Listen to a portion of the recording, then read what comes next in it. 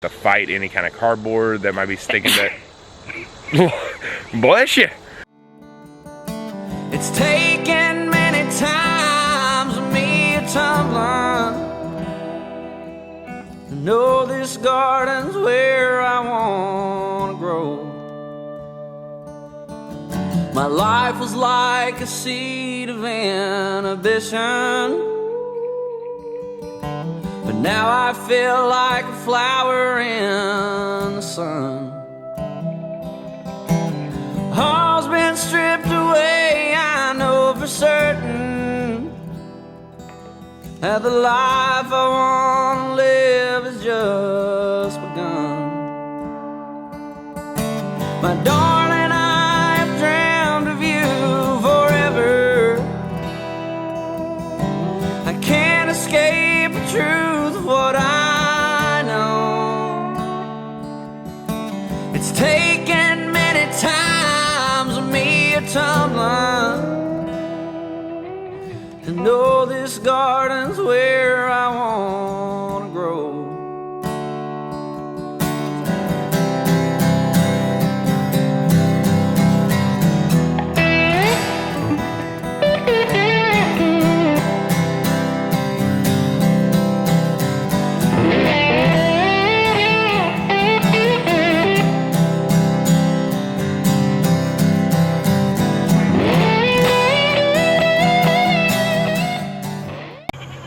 Good morning. Welcome to Stiver's Homestead. I'm Zach. And I'm Jen. And today we are planting the fall garden. It's time to get this bad boy started. That's right. We're going to do some seed starting, and we're going to talk to y'all a little bit and show you what we do. Yep, so we are in the greenhouse, and we're going to do it all in the greenhouse, and we'll explain that a little bit more here in just a second. But we are not direct sowing anything. We have full confidence in transplanting. We do it with everything. We've never had an issue, and you just have more control that way. So that's the choice we're taking. So I guess we're ready to get started. Let's do it. And first things first, let's talk about what we're in, what we're doing. So this past spring, everything that you have been seeing in our garden was started right here in this greenhouse. So we're doing the same thing for fall. This is a cattle pedal greenhouse. We have a lot of new folks that are on, so not a lot of people got to see what we did in the spring and how we did all this stuff. So that's what we're gonna walk through. Our goal is to, you drinking our water? Our goal is to grow everything, or start everything that we grow. We try not to buy any plants whatsoever and have it all created right in here. So that's what we're doing. What we have here is what we used last year. Little bitty flimsy tins. We put in all kinds of different stuff. We use these little pots like this. They biodegradable kind of thing, but they're not really biodegradable because they just hold moisture and mold and all that fun stuff. So that's what we used, but it was successful. You know, there was no issues with it that we have. There was a few that had a couple things going down. However, our guy Travis at Haas Tools promises that what he has sent us to use for our fall garden is going to blow our minds. So we're excited to see. First, let's talk about seed trays. So this one, as you can tell, doesn't bend very much. It's 10 times heavier than that. It's very, very durable. It's got a lot of seed trays, a lot of holes in there to plant a lot of things, which is what we need because we have, you know, our greenhouse is big, but we need to maximize space. So the one thing that you're going to notice about these though, is you're going to transplant quickly. You're going to move to a bigger pot fairly fast because you don't have a whole lot of room in here. Well, the one thing that they've designed in here is for it to be able to pull out very easy without disturbing the plants and move into a bigger pot. But if you need to start on a maximum size, I'm pretty excited about it. But it is very durable. That's one thing that's really nice. Almost forgot. This will hold 162 seeds, or cell tray. That's a better way to say it, cell tray. So that's 162 holes. You can start 162 different types of plants all up in this bad boy, this one. And we've got 5 of them. We're not going to use all 5. We don't need that many fall plants. However, we will fill up a couple of them for sure. Once you've gotten your seed trays out of the way, the second biggest thing about starting your own seeds is your mix, your seed starter mix. You can't use potting soil. It's too heavy. It's going to kill your seed. It's not going to germinate well. You can't use your soil that's out in your garden beds, the super soil. That's also too heavy and too thick. It's just going to suffocate it. You need something light and airy to germinate. So we are using the Pro Mix, which is also from Haas Tools. And this stuff is very light, very airy, and is awesome for seed starting. It actually has in it, main components are coconut fiber, peat moss, perlite, and then some organic fertilizer. And this is 100% organic, all completely. And one of these will fill up 2 of these trays. So that's a good way to kind of look at it so you know how much to get and different lines of that. But this is an extremely good organic starting mix that we use, and we will always use it because it's trusted by pros since 1968. With the seed starting mix stuff, a lot of people make their own, and you can. It's kind of pricey to get started, so that's not something that we've been able to do. So we're excited to use this stuff, and it's good because it goes along. Oh, what is that? It's a horsefly. That's fine. It's good because it goes a long way, and you get your money's worth because it fills up 2 trays, and we don't have to worry about making our own. Because in the fall, it's really hard to find seed starting mix. It is. You know, the spring, it's everywhere. It's on every shelf in every store, and it's easy to get your hands on, but in the fall, it is not. So we're pretty excited about this stuff. If you're looking to do some seed starting and want some of this, go get it and try it. The coconut fiber is our best. It's our favorite thing. So any seed starting mix that is heavy on the coconut fiber is awesome. Yeah. We love it. We always have really good success with it. Yeah. All right, so what we like to do is put all of our dirt into a container that we can scoop out easily and be able to get to it. So we're gonna pour all this in here and then get it very moist and wet, and we'll be ready to go. You can see the coconut fiber. It's so light. Beautiful, good stuff. All right, how moist is the correct moist for your seed starting mix? So if you look in here, it's still very crumbly, but what I always like to do is kind of squeeze it together. And if it kind of holds a form, but then you can just crumble it apart, that's moist. So you don't want it to be where you do this and you have to work it to get it loose. And you don't want it to just fall apart when you do it. So you want it to be able to hold at least some form, and that's about the right moisture you need. In goes the dirt.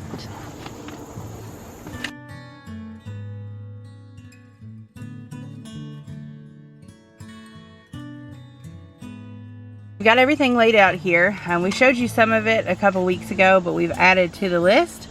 So we're gonna do some sugar snap peas, some green arrow peas.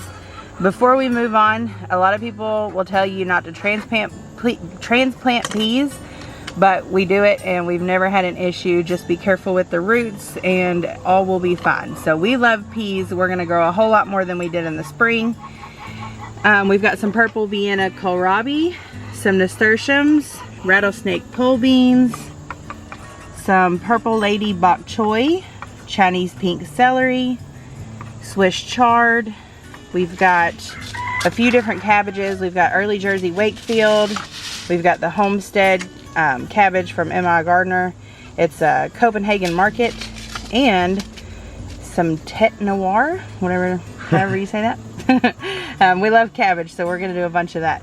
We've got 2 different kinds of beets. We've got Early Wonder Beets from Baker Creek and Detroit Dark Red from M.I. Gardner. We've got some romaine lettuce, lettuce Little Jim, and a Harmony Butterhead lettuce. Then down here we've got some purple plum radish, some Viroflay spinach.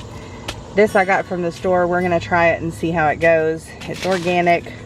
I don't know, we'll see. Bloomsdale Longstanding, and 2 different kinds of kales. So this isn't it. We're also planting some flowers and stuff like that, but we'll probably do that on another video because we're not going to put those in the little trays. Okay, we're not going to make you walk through us doing every single one of these. So we're going to show you an example or how to do one, and then we'll come back after we've done them all and talk about it. So we're going to plant, what do you call that? Kohlrabi. Kohlrabi. We're going to plant the kohlrabi first. And so basically we have these little, I don't know, what do you call them? Markers? Markers. Yeah, so Haas Tools, this is another one. It's just it's like a big toothpick kind of thing. But we can write on it, and we're going to take one of the holes for that, and we'll probably plant 2 to 3 rows. Reason for that is, 1, germination. We've never planted this. We don't know how great the germination is on them. Germ rate's 90% on the thing, but you never know. So always plant more than you need. You can always give them away if they all do germinate, or you never know, you might find more room than you thought you had in your garden when you plant them. So when you go to plant, these are 1/4 deep. Make sure you read the back of your packet, because it'll tell you how deep to plant it. If you're direct sowing, it'll tell you how far away to plant it from other stuff, and spacing and stuff like that. But if you're just seed starting, just make sure that you read how deep to start the seed, because you don't want to put it too deep and then it not germinate, and you don't want to put it too shallow and it wash away. Right, and you know, kind of a general rule of thumb, you can almost tell by the seed itself. If it's a small seed, you're just barely covering it up. If it's a bigger seed, you're probably going to plant it a little deeper, like a bean would be. Always read the pack, like Jen said, but that's what it's kind of boiled down to, is seed size on how the germination goes. All right, so all the holes are in. So the reason this is a 4th deep is you can see how tiny these seeds are. So we're going to put 1 in each hole, since we're doing so many. We're not going to do 2, and you just drop them right in the hole. And I'm not going to cover them up till I'm completely done, because I don't want to lose track and mess up any of these seeds.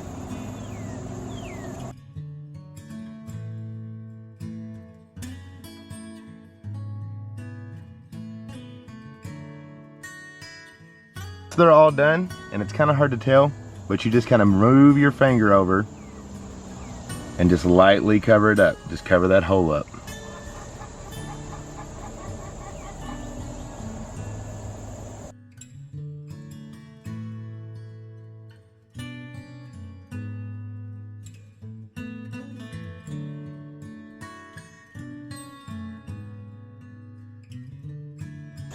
All right, kohlrabi, or however you say it, is now done. And how we mark it, so we don't have to have a marker in every single one, is we put the marker here, and we know from here over is all this. And we'll do the same for each one. So every 3, we'll have it here, and we'll know from here to the next marker is that 1. You'll figure out your own method that works the best. You're more than welcome to hit 1 each row. It just, that takes up a lot of your markers. So that's why we don't do it that way. All right, Jen and I are going to finish planting all of these, and we'll be right back with you. I'm not going to fast forward you and make you watch us do all that, because it's kind of tedious and it takes a little time. So for you all, it's going to happen in 3, 2, 1, just like that. Done. So we've got both trays filled up. I'm going to show you what all we got in there. I think we're going to do more though. Yeah, we definitely are. Yeah, I'm not happy with the amount. Today was, well, you know, I always have so much trouble with this word. Succession planting too, you know. Today's the first round.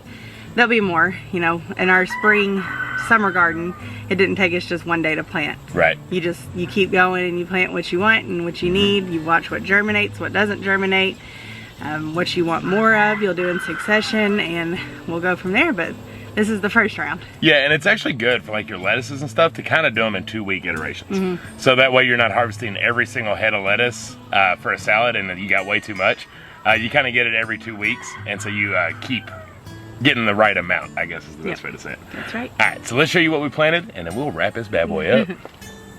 Okay, so Jen already showed you exactly the packs that we did, but I kind of want to talk about the planting themselves. So you really have 3 different depths that you do: a 1/4, a 1/2, and a full inch of depth that you do for your seeds. So your 1/4 is going to be all of your very small seeds. A 1/2 is going to be kind of like your beet-sized seeds, and then your full inch is going to be like your sugar snap peas, your any kind of bean that's really big. That's going to be a full inch down. So kind of a rule of thumb, but like we mentioned, always check the back of your seed packets, because it'll tell you exactly what you need to do. So I ended up actually moving to 2 rows each, just because I wanted to get as many as we could in here to kind of check germination and how things would go.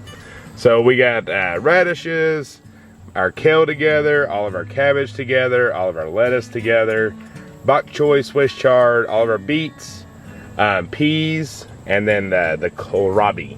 And we do have 1 rattlesnake pole bean in there. So as you can tell, there's some things that may not specifically be for fall.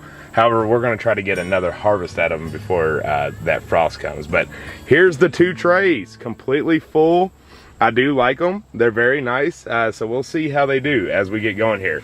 But we will be planting more for sure.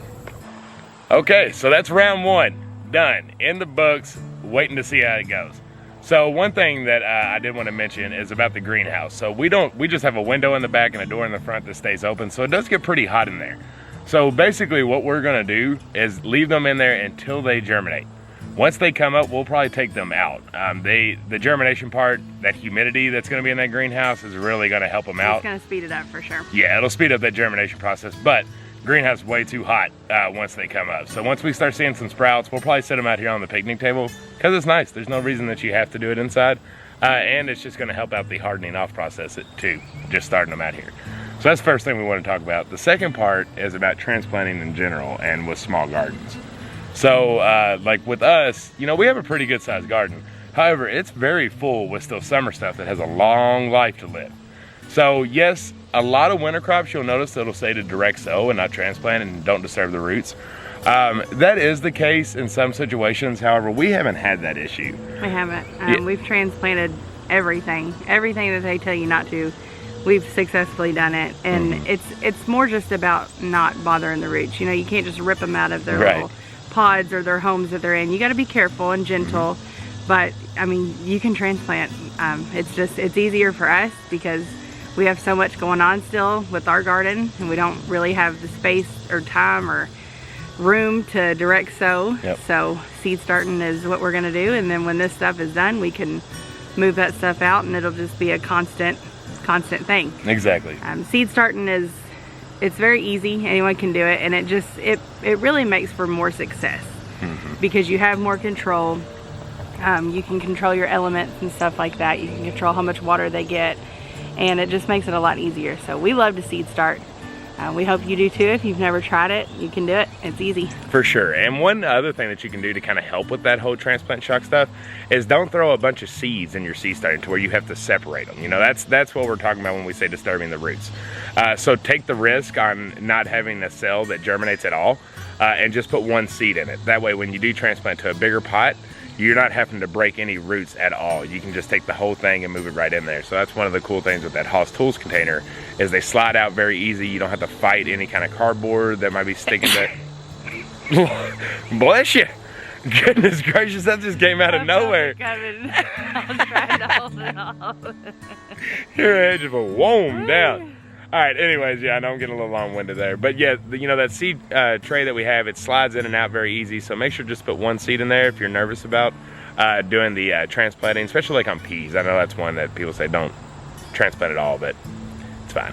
So that's a way if you have a small garden to be ready for a fall garden and still have one. What is going on? You keep looking down. Flies. Oh my goodness. All over me. Your girl is ready to go inside. So if you have a small garden or smallish, kind of like ours, I keep calling ours small, it's not. If your garden is full of summer stuff and you don't have room for a fall garden, let's say that just yet, do this, seed start. Don't worry about transplanting, it's gonna be just fine. And if you stick with us, we'll show you how we do it too, so you can have a little more confidence if you are nervous about it. There you go. But I think that's it for this first fall garden trip. I think so. We hope y'all have a lovely Saturday. Get outside and plant, harvest, do something in your garden. Yep. Start a garden, make a container, grow something in a bucket. That's right, and don't let them flies and sneezes get to you. All right, y'all, until the next one. We love y'all. Bye.